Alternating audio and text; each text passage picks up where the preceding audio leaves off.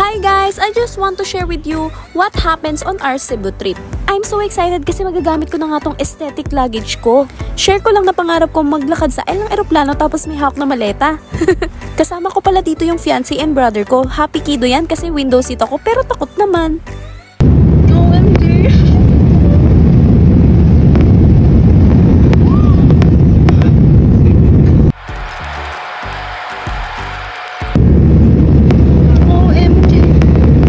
Pasensya na guys, pero hindi naman sa OA, talagang first time kong mag-ride ng airplane.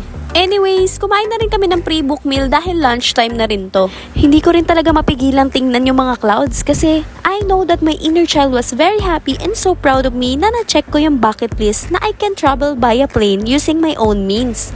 At ito na nga, touchdown, Mactan Cebu International Airport. Nakaka-excite pero at the same time nagutom na naman kami. Kaya ito, kumain muna kami sa Shakey's. Sakto kasi 2 PM pa naman yung check-in sa hotel na binook namin.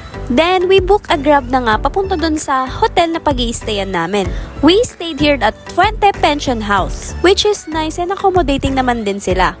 Ang ganda rin ng restaurant nila sa taas na talagang may overlooking view. So, dito na rin nga kami nag-dinner at masarap din naman yung food nila. Our day 2 starts which is yung Cebu City Tour. Mare-recommend ko talaga tong Drive and Wonder Cebu Tour Services. Para ka na rin pumunta ng Greece dito sa Temple of Leia. Sayang nga lang hindi namin na-experience yung mountain view at overlooking kasi nga foggy at maulan.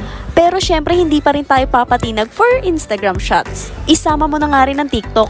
Ayan guys, as you can see talagang maulan nung pumunta kami. Pero overall, tour pa rin naman namin yung loob. Then, let's go naman sa Sirao Garden.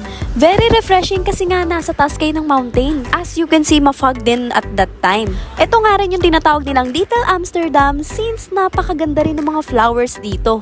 Worth it na worth it for your Instagram shots or even a short video film. Bawat sulok napakaganda, ma-appreciate mo talaga yung nature. Then, ito yung famous na nakikita ko rin sa TikTok. Yung grabe, nakakalula pala pero ang ganda ng view. Ang kapal ng fog kaya ang lamig. Kaya marirecommend ko rin itong Sirao Garden na puntahan nyo.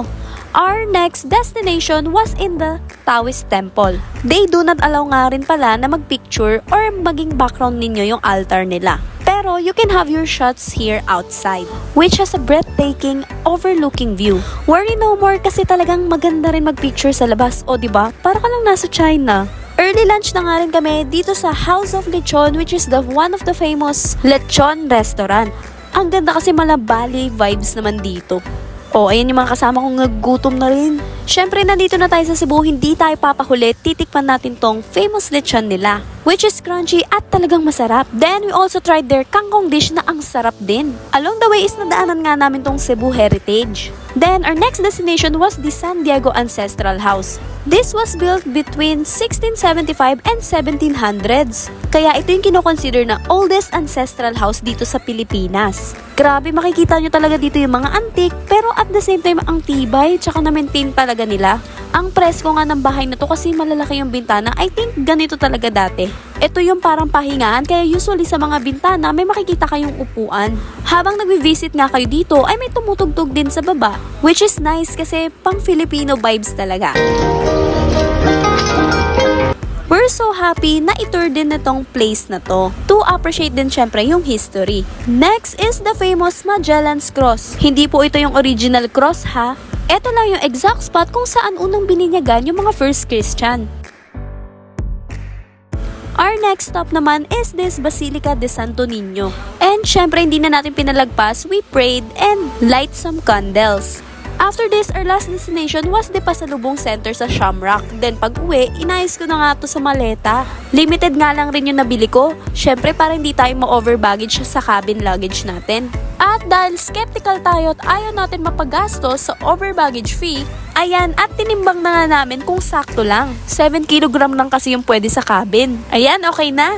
The rest of our day ay hindi ko na nga binidyo for our personal time din. Our third and last day is the saddest part pero at the same time excited na rin naman na kami umuwi. Morning nga pala yung flight namin kaya ito, na-videohan ko rin yung sunrise. At ito na nga, we're boarding again. Na-excite ako, na kinakabahan kasi hindi ko alam. Ayoko talaga to take off. At ito kaming lahat ay mga antok pa. Same seat pa rin naman yung nabook namin kaya saya lang. Dito na rin pala kami nag-breakfast. Pre-book meal din. O, diba tingnan nyo, napakayabang ko. Parang feeling ko na wala na yung fear of heights ko.